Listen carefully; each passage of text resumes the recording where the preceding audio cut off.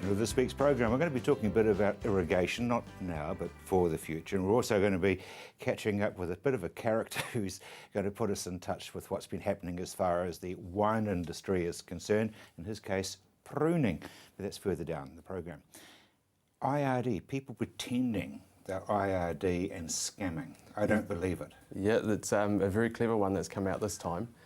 Basically, people are getting phone calls from IRD and they're asking them to pay out money. Now, this is a new development. It's all being driven from overseas, from what we can tell. IRD have taken it quite serious. They've actually put a press release and everything out in the last 24 hours, which is unusual for them. So they're obviously very concerned. And basically, when you get a phone call and it's coming up with the IRD number. So that for those people with IRD numbers on there. Yep. So they've got on their caller ID or phone system. It's coming up as inland revenue, so it's looking pretty genuine. It's not. It's one of their tricks. They've managed to somehow fool our phone systems in New Zealand to bring up that number. Usually when IRD ring, it comes up anonymous anyway. Yeah, a lot of those government departments say caller unknown or unknown ID, whatever. Yeah, exactly, and that's just to protect whatever number they're ringing on because they have multiple numbers. So if and they don't want people ringing them up all the time and holding them up and saying blah, blah, blah, blah. Yeah, so if you're getting a phone call that's got this number on it, there's your first warning sign that something's a bit amiss because IRD don't do that. So when these people do get hold of you, and we've had a couple of farmers that have actually rung us and said they've had them themselves, which I thought was unusual, but they're targeting anyone and everyone. They basically say, look, you've got 30 minutes, you've got to pay this tax, you've got to go down to the post shop and either pay it there or put on a Prezi card, and if you don't, they're going to deport you or put you in prison. Yee. And that's how aggressive they are. So I've got to get this right. You've got to either go into the post shop. Yes, and pay there. To a bank account number. Yep. Or you buy a gift card. It's one of these sort of Prezi cards. Yeah, a Prezi gift card and load that up with the money that you owe. And are they talking tens, thousands? We've heard of one instance where somebody put 6,500 onto Prezi cards. So it's not small dollars, but the one that we had for one of our clients, they rang up and said they wanted just under 1,500 from him. And he sort of thought, well, hang on, I got refunds in the past, why am I suddenly paying? And just hung up on them and gave us a call. Excuse me. And I guess also that your client would have gone, hang on, I get Kerry rings me if there's anything to do with IRD. Exactly, yeah, that was his first thing. Well, why is IRD ringing me about money that I'm owed, or that I owe? Because normally Kerry would send out a letter, or he'd ring me, email me, whatever. So that was another warning sign to him. But these people are pretty aggressive. 30 minutes. Yep, 30 minutes they give you. Otherwise, I guess if you argue and you will be saying, well, I can't do it in 30 minutes. I need 3 hours, and you're hooked in. They don't want to know. They say you've got the 30 minutes. Otherwise, they'll deport you or put you in prison. And if you do hang up on them or you say no, they actually start chasing you again because they think you can get you. And I know I've read it today that someone's been hounded by them and they're actually ringing up and abuse them in a foreign language now as well. So they've gone from trying to get the money to now abusing them in a foreign language. Wasn't that long ago I had one of these people who rang me about my computer, and I was very rude. What I said was totally unprintable. Mm-hmm. Yes. And I hung up and he rang back and I did the same, and 4 or 5 times. Then the finish I just... Yeah. And it was an unknown number. That's what these people are apparently like. I haven't personally had one myself yet, but I actually look forward to stringing them along and see what I could do. I was going to say, when you do, serious. I want to film it, right? Yeah. And record the conversation. But it's a big concern that they've actually gone to the extent they have, especially to get the 0800 number from IRD. You come up on your phone. The thing that would really worry me, Kerry, is that there's a percentage of people who will ring their accountant or hang up.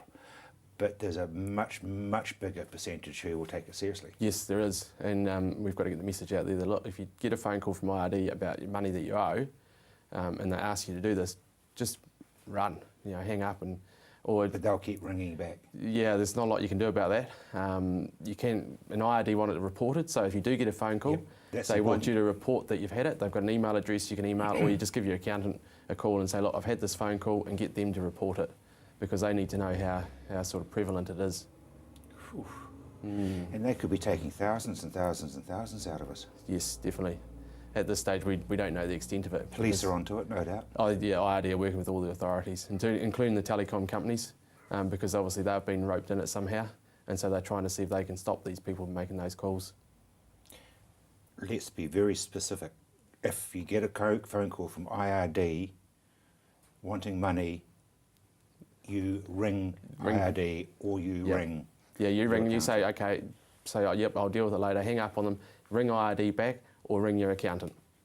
That's the two. Don't talk to them about it over the phone if they're ringing you, because you don't know whether it's genuine or not, unless they can sort of verify in some way, which is not normal. And you'll know if you do really owe the money, because either your accountant's telling you or IRD is sending you some paper statements. So if you're getting a lot of envelopes and they're piling up in the ute, there's a bit of a warning sign there that you might get a phone call. But you're peering over the dashboard because of the IRD. Yes. And it's happened. We shouldn't joke about it. does, It yeah. does happen. Yeah. Thank you, because that's very, very important.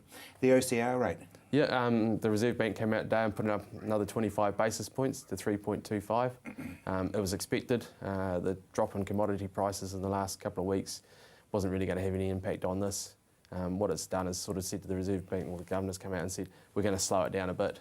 There'll be a slight pause, but we've probably got some more increases coming up in the future. That's going to scare the living daylights out of a lot of guys with big mortgages. When I say guys generically, I mean there's a lot of men and women with big mortgages. Oh, definitely, yeah. Especially if they're coming up sort of near the end of their fixed term or they've got them on floating. That's when they'll feel the hurt. Some people have got it now already and they've put them on fixed for 2 or 3 years.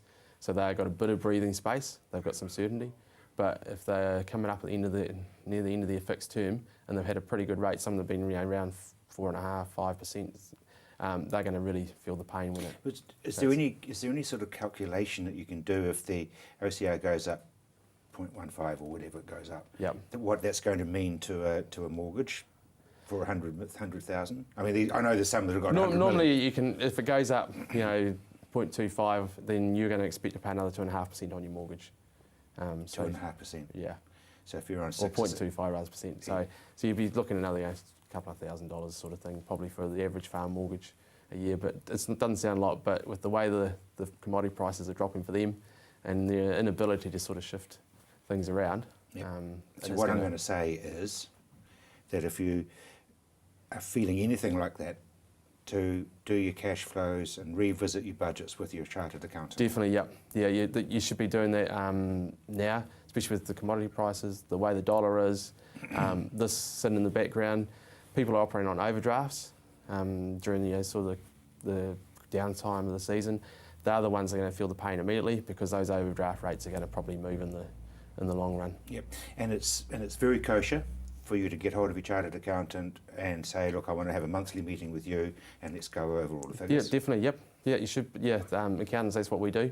And some accountants have got the ability, like I see recently Xero had come out with their online offering for farmers. There's a couple of other farm products out there where you don't actually have to go into the accountant, you can both do it over the phone together. So to save you the travel time. And so there's a lot of options, but it's something that should be done now. Scary times. Definitely, yes. IRD scamming, I just don't believe it, but thank you very much indeed for the warning. After the break, we're going to be talking about irrigation and what RX Plastics are observing, and it's not all that great if you happen to be buying, because there's a lot of other people doing the same.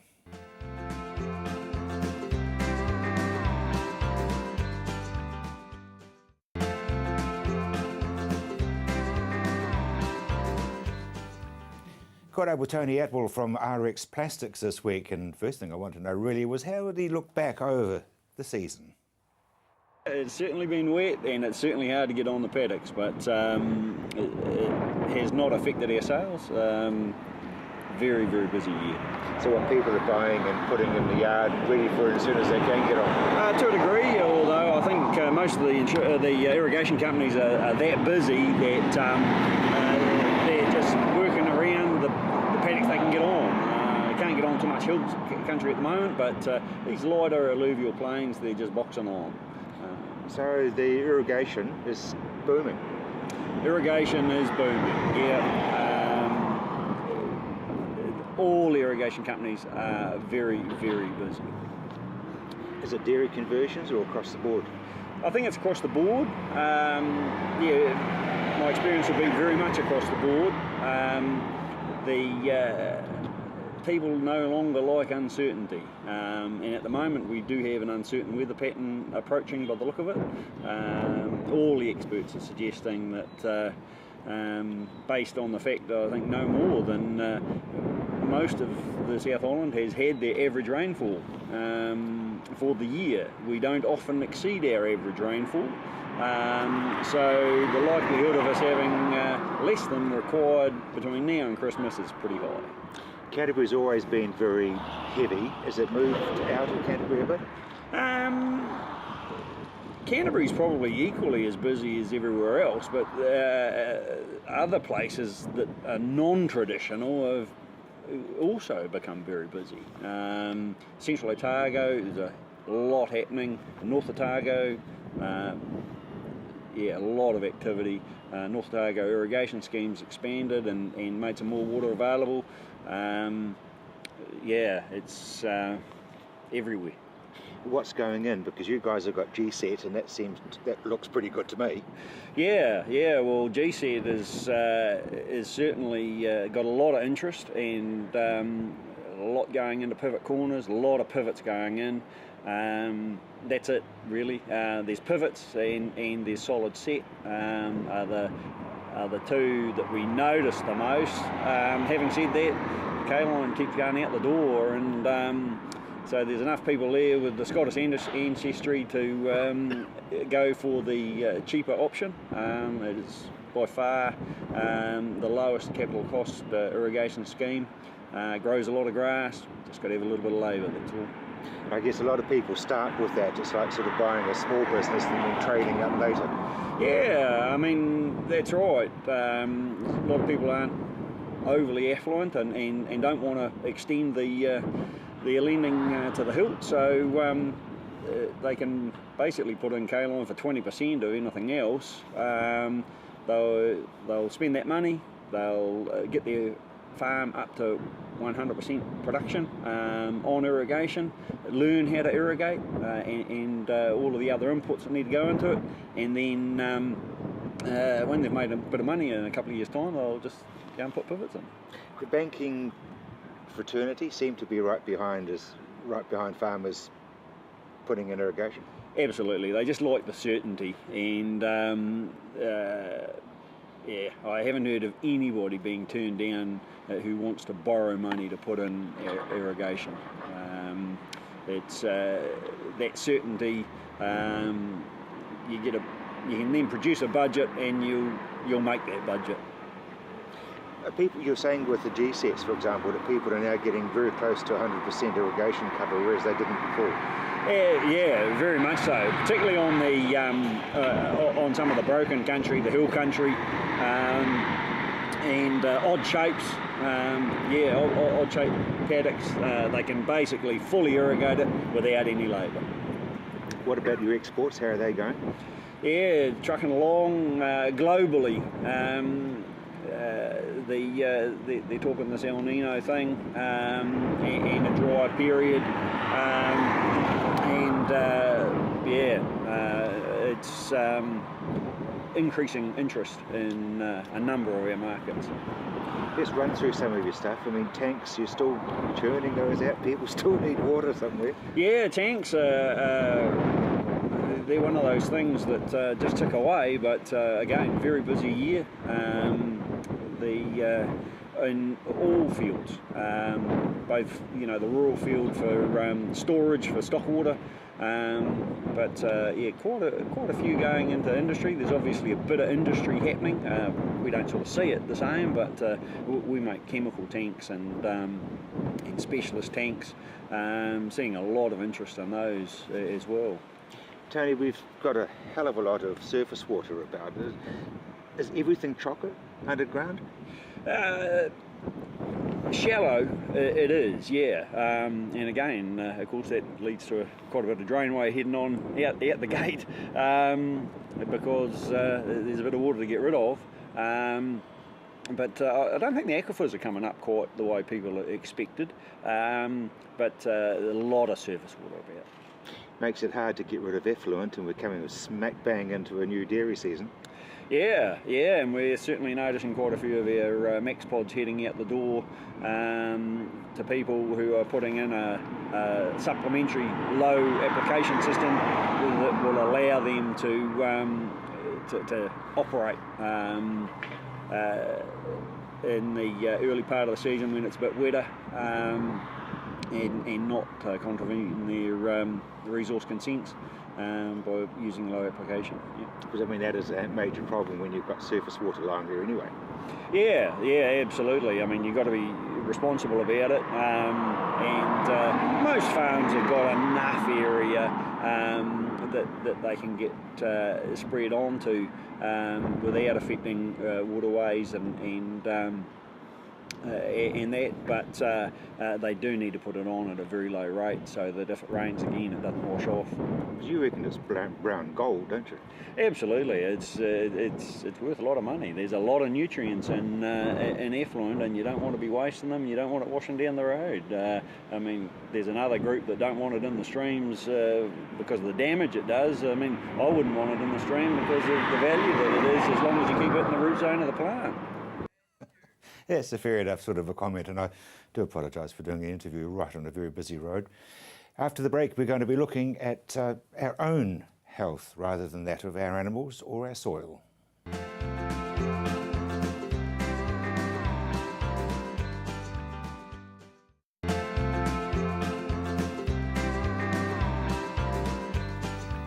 Welcome back to Rob's Country. Well, I guess we are what we eat. That's very true. That's what we're going to be talking about today, actually, too. A thing called the Paleolithic diet. The what? The Paleolithic diet, also known as the caveman diet. Right. It's about eating fresh fruits, vegetables, meat, mixed nuts, things that would have been around 10,000 plus years ago that we would have been eating before we started to grow these other things that we can replace it with. You didn't mention any sugar then. Then sugar wouldn't have been around back in 10,000 plus years ago. We would have eaten the fruit and had fruit sugar, so that would have been the closest thing to it that we would have had. Yep. So, seriously, where do we get back to the caveman business and get healthy? I mean, we just wipe out half the supermarket if you do that. Yes, stick to the butchers and the fruit and veg stands is one of the big important things to do. I have a butcher right down the street from me that I go to frequently, and the matching veg stand I go in there, that's about the only place I really shop. And if I do go to the grocery store, there's one or two things that I pick up, usually around the outside of the supermarket. And that's the way to effectively shop in a supermarket, because the stuff in the middle is usually not that equipped to keep you healthy.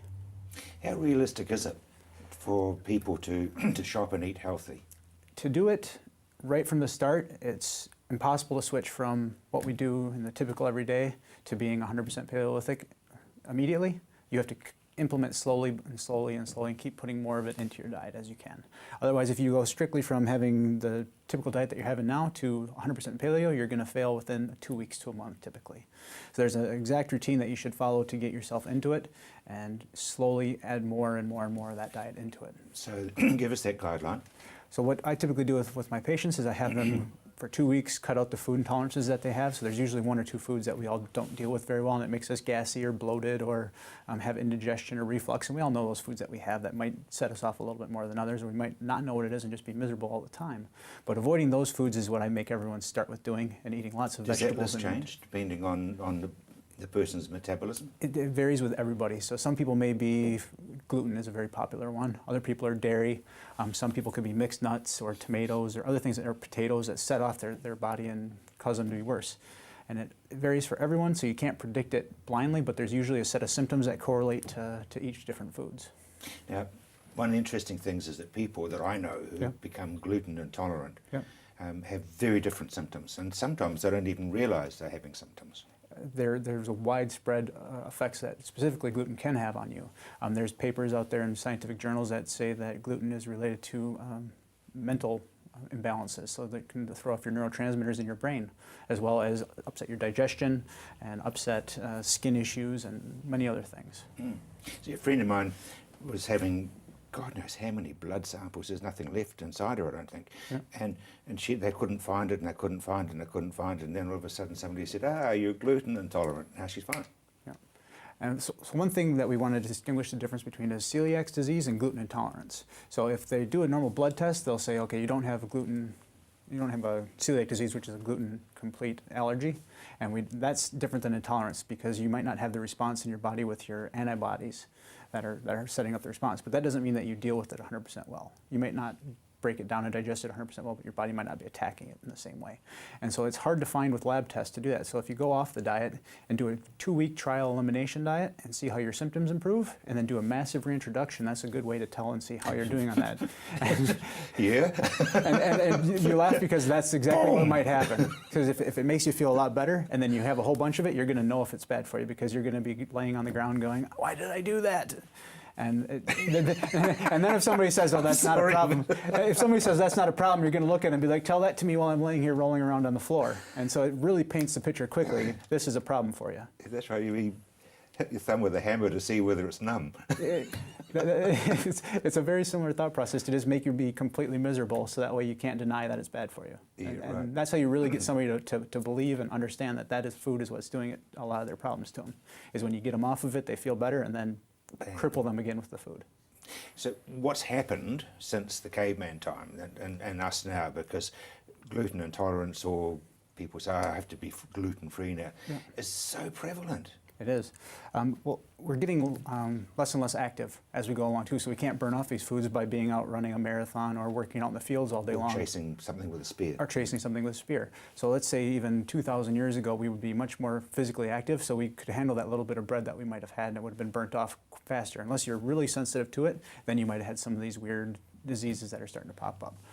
Where nowadays, no one's really that physically active in comparison. I mean, everything's gotten easier. We've got farming equipment that helps with the field work, and we have all this other stuff that makes our jobs easier, but at the same time, we don't burn off as much stuff. So the more bread we eat, the more dairy we consume, the more effect this is going to have on us. And then on top of that, we're also getting more genetic modification, which we don't know 100% of the effects of that. We can't say that We it's... don't know what is either. Yeah, exactly. And we can't say that it's good or bad, but we just are assuming good for right now because we are in that path. So somebody who is suffering from a bad back, for example, this is another gluten-free one that a person that I know very, very well had a bad back, and they were going to operate. And then actually it was your partner, Yep. John, who said, no, you're gluten intolerant. It's very common. And that saved her from surgery. Very, very common that food intolerances can affect back pain. That's coming from a chiropractor. So it's not like, that's my job, is to fix backs and to work on backs. And that's probably the most common issue causing musculoskeletal pain, is a food intolerance related to some of those things. And gluten, dairy, soy are three of the big ones.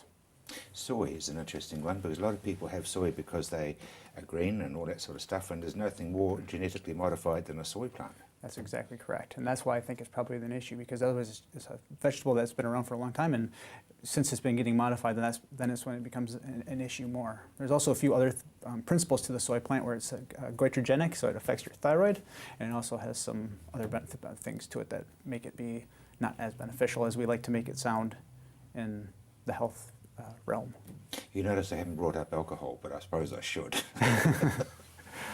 Some alcohols are less bad than others. They're not all created equal, let's say. So the one that I frown on the most is beer, because it's made with gluten. And so if you're a celiac, or you're gluten intolerant, or you just don't agree with gluten very well at all, it's going to be the thing that sets you off the worst. So not only will you have the alcohol content of it, but you also have the grain that's setting off the response in your body. So if you're going to have some alcohol, which we all go out and have, drink with a friend or something, have a cider, which is going to be free of gluten, have wine, or you can have a spirit. Would be the three options I would go towards. Carl, where do we go from being a caveman and being able to eat grains and seeds to where we are now, which is causing so many people, and it's a big percentage, so much trouble? Yeah. When we were cavemen, I don't know if we would have eaten many grains, because if you go out, and any farmers here can test this at their home, you go out and you grab a handful of grains out of the field and start chewing on them, they're not the most appetizing thing. So if we go on our caveman selves, we would have eaten the vegetables, the fruits, the meat, and that's what we would have went to eat first, because it was the most prevalent and the best tasting, where those grains aren't really edible when you eat them just dry and plain. We have to do a lot to process them. We have to grind them up, put them into a loaf of bread, bake them with a bunch of other stuff, or we boil them in hot water and put in sugar and berries and stuff to make them so we can get them down. Mm. So it was when we started to not be nomads and we started to settle and plant crops Yes. and things. Yes, and That's what a fair amount of that comes from, but we can get back to it by growing locally grown organic vegetables and getting that back into the supermarkets. And what I do in my practice and my passion is to get the consumers to want to buy more of that, so the farmers can make a good profit on locally grown produce. That's quality grown that they would like to do too. Yeah, it's interesting about organics. Has that sort of gone mainstream? It's getting more mainstream. It's getting there, and we want to try and get it so people can have the demand, and the farmers can grow that, because right now there's not enough demand for it for all the farmers to be able to grow that. Interesting times, and thank you for what we put into our bodies. That's another story. Thank you very much indeed. After the break, we were going to be talking with Dr. Tony Davoren.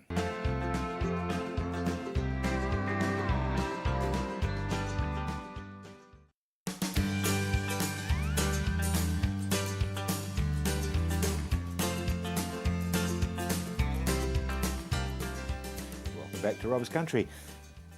We always seem to end up talking about the weather, but it is going to change, and it's going to change fairly soon. We're into July.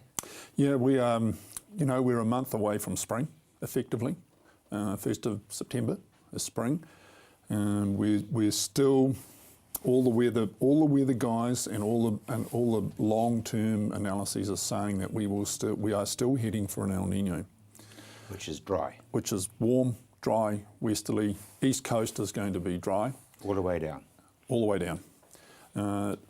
Australia is really pumping out the El Nino message because for them it's bushfire. That's bushfire territory because the winds come out of the desert, north and northwesterly winds coming out of the desert. They've got lots of fire collateral. You go into parts of Victoria, and New South Wales, there is collateral everywhere. So as soon as the rain stops. What are you talking collateral? You're talking about stuff that's going to burn. The stuff that's going to burn, there is a lot of collateral out there. While everybody looks at the weather that we're getting now, it's wet, it's cold, it's threatening to snow, and it's wet out there everywhere. This has all the patterns of the El Nino that occurred in 73, 74, Yep. and 97, 98, I think it was. So the way in which this season is developing with the pressures and the temperatures around the equatorial Pacific and what we've got in terms of the Southern Oscillation Index, it has all the same pattern that we had back then. And those that remember back as far as 73, 74, and particularly 97, 98, they will remember that they were pretty brutal El Nino conditions. So, yeah, I mean, we need to keep that in mind in terms of the planning that we're going to have to do for the spring. What happened in those years was that it flipped, the weather pattern flipped very quickly. It became brutally westerly, northwesterly, and warm in a hurry. So we could be September, we could well be in that pattern in a real hurry. And Tony, we're 10 days of nor'westers away from a drought, aren't we? Well, yeah. Once we get to that first week of September, we're 10 days away from being in trouble. Yeah. Yep. Well, But the ironic thing is, at the moment, you can't get the water off the paddocks. No, we can't get water off the paddocks, particularly in the lower parts of the plains. I mean, it is extremely wet, and for the first time in a very long time, certainly in my memory, I think, in terms of being in Canterbury, which is nearly 40 odd years now. Mumble years. Mumbled years, yes. We have groundwater flooding, where the groundwater has actually come to the surface in the lower parts of the plains. So if you go around areas like the Tuahiwi area, north of the Waimakariri, go down around Green Park and those sorts of areas, the groundwater is at and above the surface, and it's not going to, it just doesn't go away very quickly because you have to lower water tables for that groundwater to drain away and for that water to then disappear from the surface. So we're not just talking about the odd puddle here around gateways and those sort of things, but if you go out onto fields, you'll find that there is surface water on a lot of that ground. And it's particularly noticeable when you fly in from the north particularly and you look out at that Tuahiwi area back towards the Waimakariri River. We've got groundwater flooding out there, and Yep, it ain't going away in a hurry.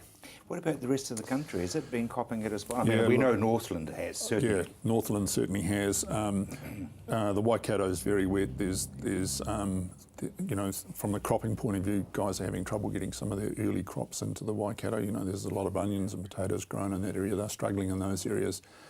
Hawke's Bay, Wairarapa, Wairarapa got really smacked around this week. It's really wet in the Wairarapa as well. They probably don't really want any more rainfall either. They would like to get into spring as quickly as they can, I think. And Hawke's Bay is just looks a picture at the moment. And the grass is still growing. Oh, it's warm you enough. can't get any animals onto it, I suppose. It's warm enough in those areas that they are getting really good growth. So, yeah, it's setting up for potentially a really fantastic spring right now. But we need to be very cognizant of the fact that El Nino is still being forecast. Irrigation is potentially going to start earlier than later.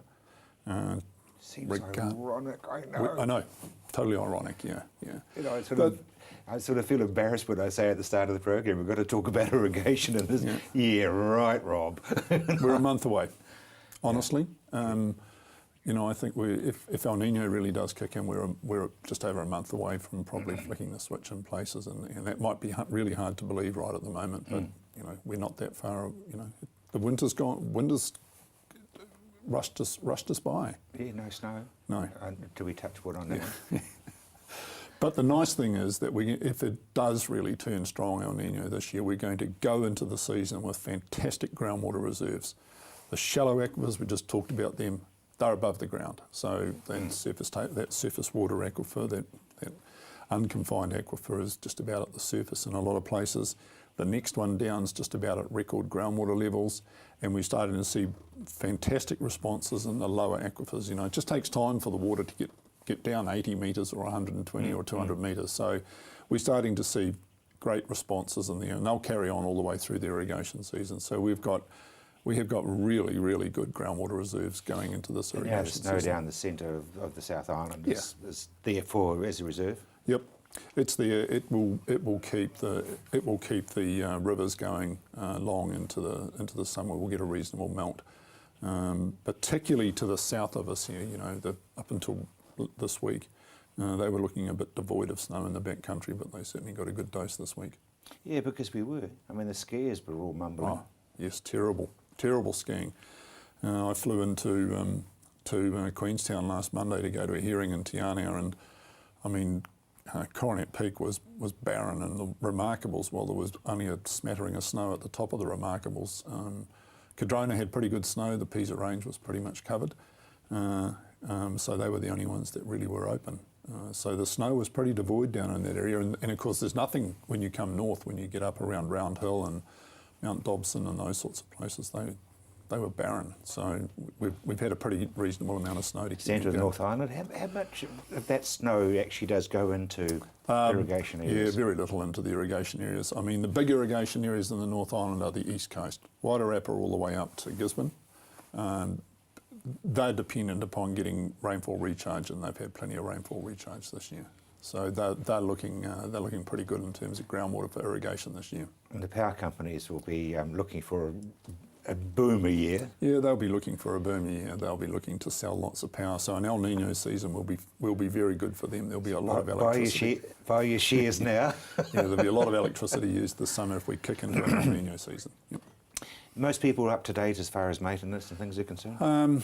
Yes and no. I mean, the irrigation companies have been, I wouldn't say swept off their feet, but they have been extremely busy. You know, there's a lot of repair work still happening after the windstorm in September last year. A lot of corner arms on centre pivots are only just getting done this winter. You know, they got things up and operating really quickly after that windstorm and just left those corner arms literally in the corner. And so those piles of steel that were just bypassed for irrigation last year are starting to resemble a corner arm again. And a lot of those corner arms are going back up again. It was they were never going to be fixed in time for the irrigation season last year. So a lot of those have gone back up. So a lot of effort has gone into getting those things going. And there's surprisingly a lot of new irrigation going in. They're all That's what Tony was saying, you can't busy. give up. Yep, very busy. A lot of centre pivots and linears going in. Yep. Ooh, You still got a bit in front of you then. Remember there's a month left in front of us before those things have to be going. Exactly, Tony. Thank you very much indeed. Well, on a very bleak day, I caught up with James Shand and talked to him about the weather. Well, it's been a bit like being in the West Coast, hasn't it? We've got five-legged sheep and the grass hasn't stopped growing. And we got caught with harvest a little bit. We got a bit of botrytis in there at the end. So the fruit wasn't as good as we'd like it to be. But some of the wine has actually miraculously turned out to be wine. It's actually not tasting too bad after all, really. But we've got the nightmare pruning. We're just about through. We've just about mainly done all our main cuts and pull out. We've probably got about 12 more rows. We should be finished by the end of the month. And then we're into tying down. And then we're into another happy season. It all starts again. You think of botrytis and you automatically think of stickies, or did you get through that all right? No. We were pleased to get some grapes off. We weren't going to leave them out any longer. But I would presume there would have been some stickies made out there. But we just lacked that temperature at the end probably to do it. Maybe next year. I mean, seriously, April was a hell of a bad month. Yeah, if we'd had a big shed finish, we might have been able to pick in the 5 days that we didn't get rain in April, but, that's beside the point. It'll thin the wine down, it'll go a bit further, the juice, we won't have to. You're teasing, of course. Oh, we're teasing, all right, we've got to tease in this one. If we didn't smile or be happy about it, we'd probably not do it, would we? It's such a romantic industry. Here we are shivering in blue in the middle of a vineyard. Oh, I don't know if you think it's cold. I've still got my shorts on. I haven't even got to longs yet, so it can't be that cold a winter yet. Seriously though, pruning's going according to plan? Yep. We've used a couple of contractors from Waipara. They came in and did some main cuts in a couple of blocks, and we've been slowly just tidying up a bit of stuff. It's taken 3 or 4 years with some of the frosted stuff that we got in 09 and a bit of bad year in 011. But old plants, we're just trying to shape a bit, do a little bit better, always trying to improve. So what you do is you go through and cut, but that's wrapped around your neck, and then you pull. Yeah, we go through and a couple of us make the main cuts, and then we've used a few helpers ourselves, and we come out and strip. It's not a bad day. We usually get down to the t-shirt by 2:30. Yeah, right. The wind chill's -7. It's a lot worse than that today. One thing about wrapping for the next month, you can at least find a shaded side of the fruit and wire to work from. And if you can't work with your wind on your back, you go inside. But it's not really that easy. Looking back over last season, there's been a few reports about mechanical harvesters slipping off the face of hills and things. Oh, we're very lucky. We're in this marginal area here, which is stony dry and quite flat, so we didn't have that too much of a problem. But I wouldn't repeat what the harvester driver and the truck driver made a comment when they were harvesting here about certain things, but it was colourful language and stuff that we wouldn't have been probably able to repeat. Challenging season. I think the winemakers might have earned their buck this year. So we're talking about a very, very dry summer looming. What's that going to do to you guys? Yeah, well, I'd like the crystal ball that everybody looks into. I'll talk to you this time next year and tell you how dry the summer was. If it's dry, it'll be fantastic. We could do with a hot, dry summer, and that would be really good. Right through to April, be fantastic for us. Are we going to see a shortage of wine this year? Never a shortage of wine. There'll be always enough wine to cover what everybody wants to do. There'll be some wine might be short, some won't be, but I don't think we'll run out of wine yet. If we do, I'll be on holiday next pruning. Don't you just love characters like that? James Shand in full flight. After the break, it's Federated Farmers.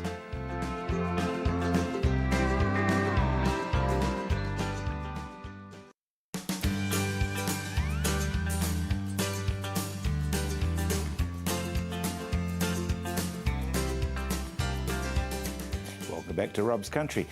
What's been going on in Tasman? You've been working your way up there.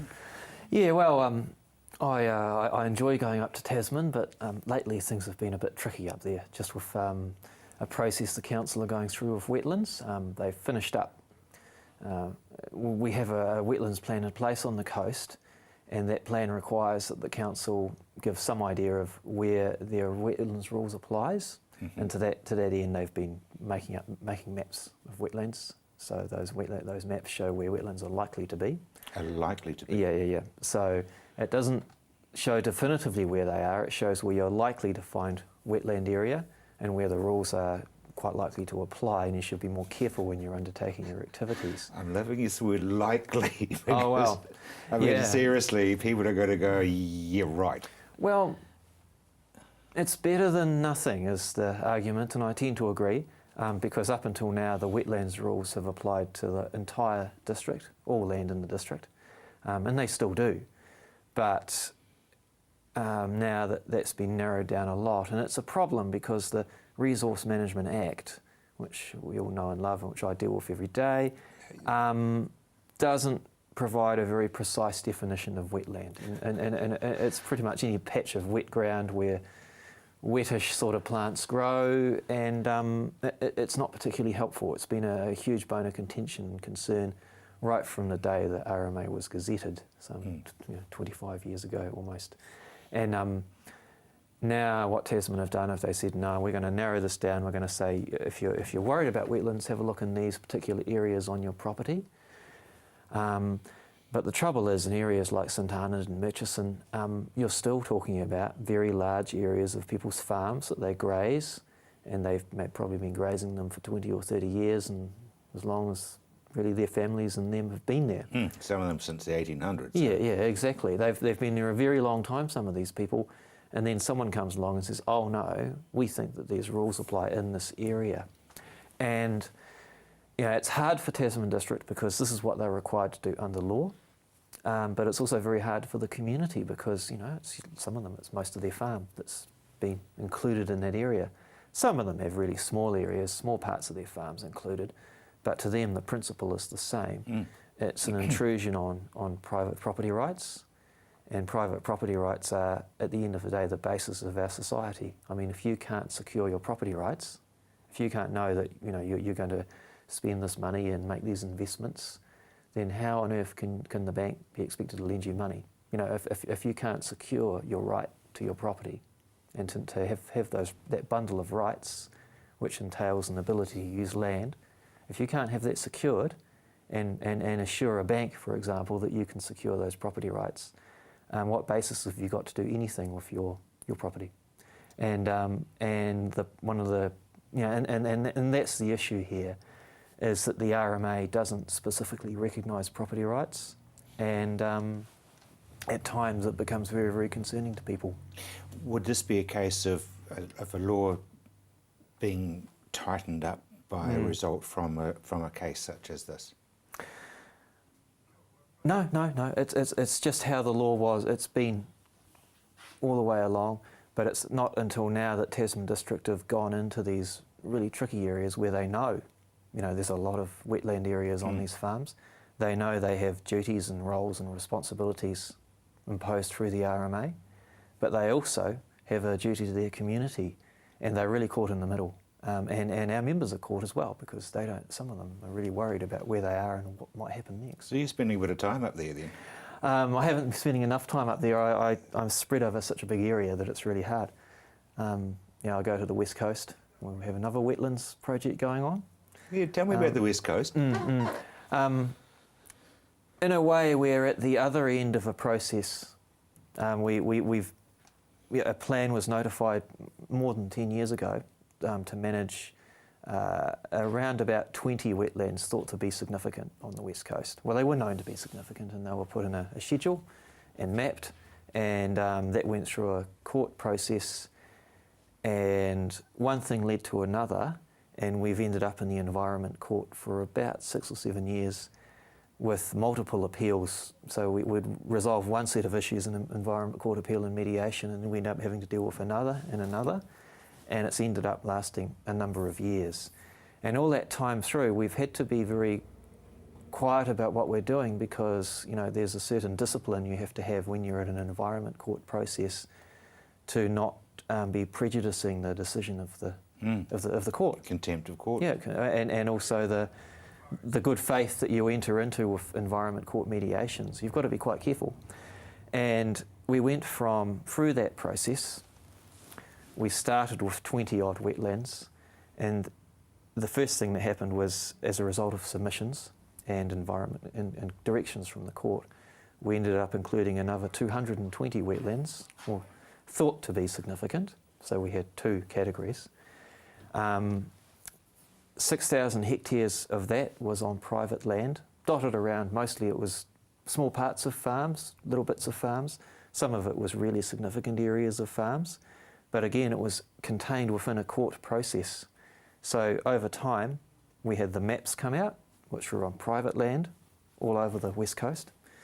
And then we were telling our farmers that, no, well, we're now talking about the rules that apply on this land, but we can't tell you about the process.